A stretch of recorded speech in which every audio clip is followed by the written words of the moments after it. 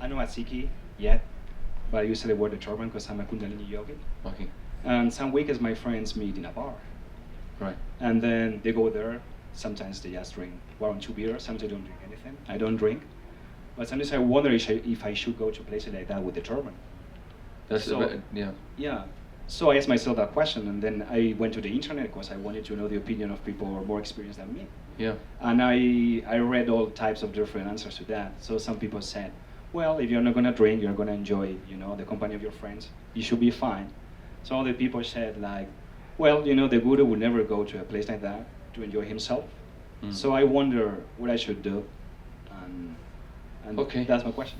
That's a good question. Thank you. So when you go with your friends, you don't drink, right? Do you tell them not to drink as well? No. Okay. The thing, do you want to go, or is it like you feel like I should go because they're my friends? You're obligated, kind of thing. No, I want to go, but sometimes it's the only chance I have to see. Okay. Because sometimes you get this kind of guilt tripping by friends. They're like, oh, you're better than me now. You become more religious and spiritual.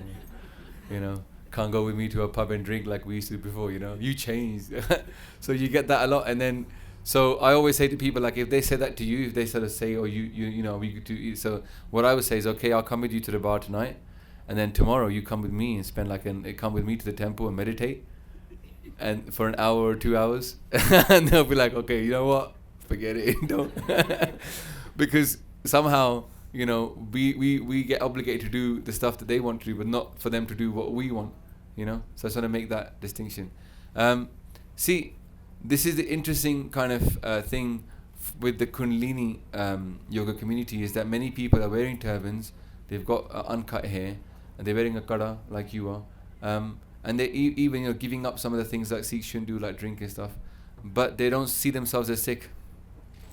So that's the interesting part, where, because like I said, religion's got a bit of a bad rep as well.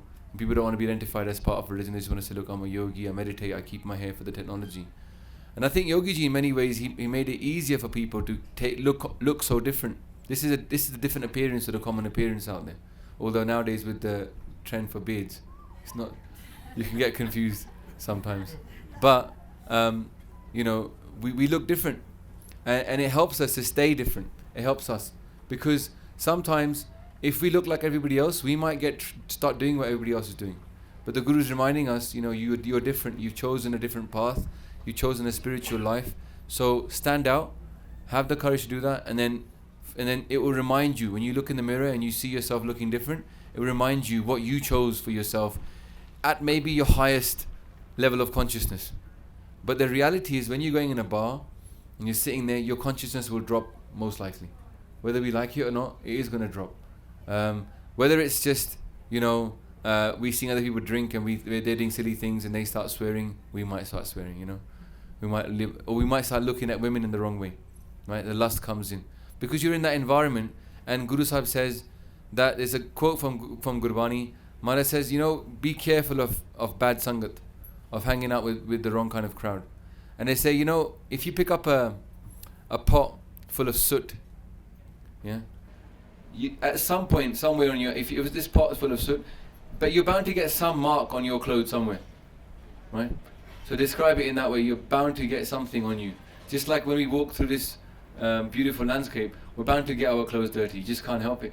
You can't even walk across here with a banana without getting dirt all over the banana. Yesterday there was a lady walking with a watermelon, and it was just black on one side.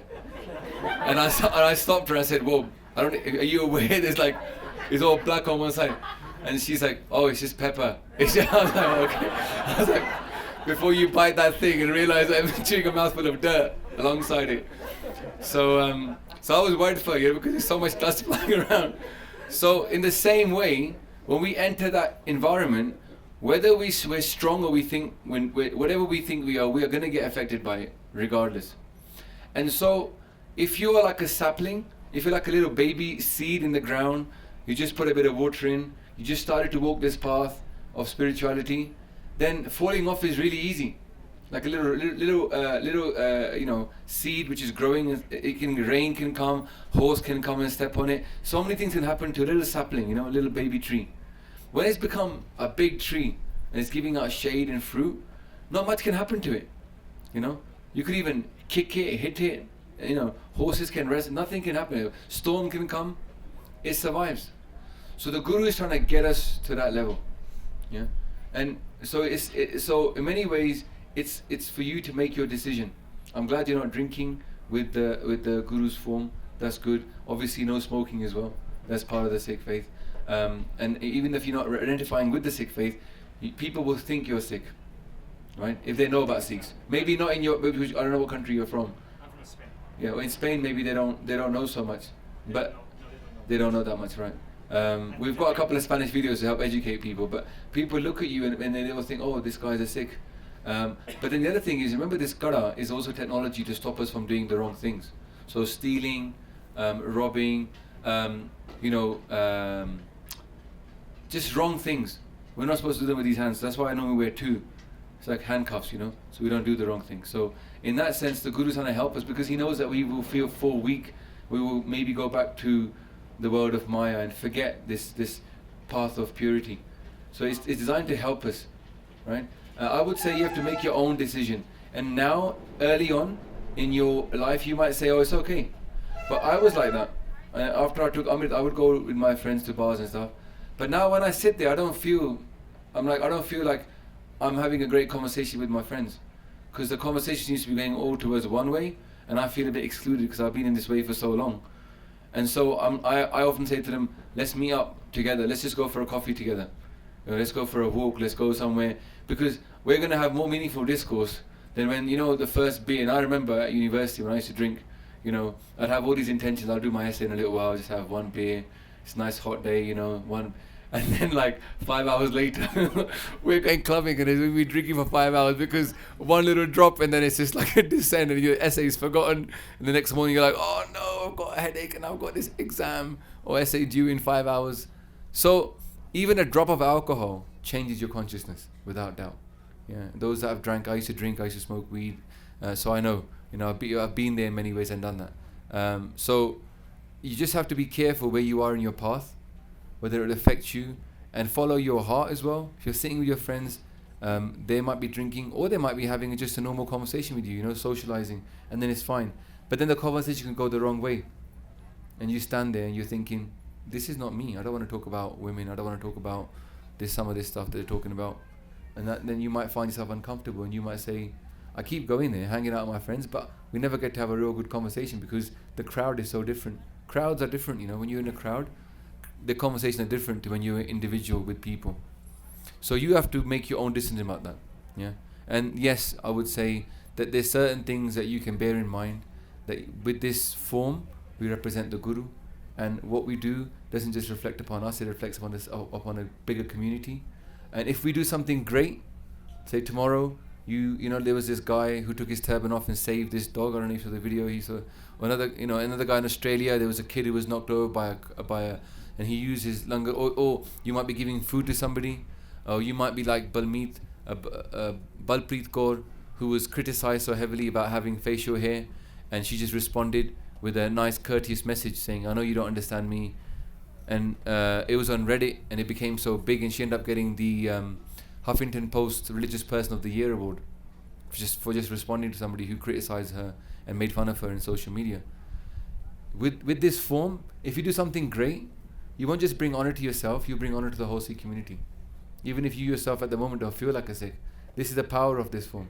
But if you do something wrong, then you bring dishonor upon a bigger community then. Yeah, the main thing is that I'm not going to feel tempted to drink or speak about something I don't want to, because the things we're going to talk about are going to be the same as we usually talk. It doesn't matter if they have one or two drinks, we're going to talk about ordinary things. Yeah. But the main thing for me is that I don't want to give the wrong impression to other people in the bar. Right. Saying there is a Sikhi in a bar. So that's the main concern. It's not that I'm it's different. You have to make your own mind up about these things. I say that the Sikh teachings would say that especially if somebody's Amritari, like they've initiated member of the Khalsa, then they have a bigger responsibility to uphold the Guru's traditions, because now they're part of the Guru's own body. And so in that sense, we would say to an Amritari, you shouldn't be in a guru's form, especially wearing clothes like this, the bana. There's a lot of respect we keep for the bana, so we don't go into places like that.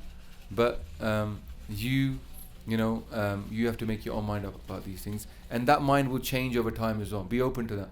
Don't say, oh, my mind is, I don't feel comfortable here. Don't a lot of people shut down that intuition.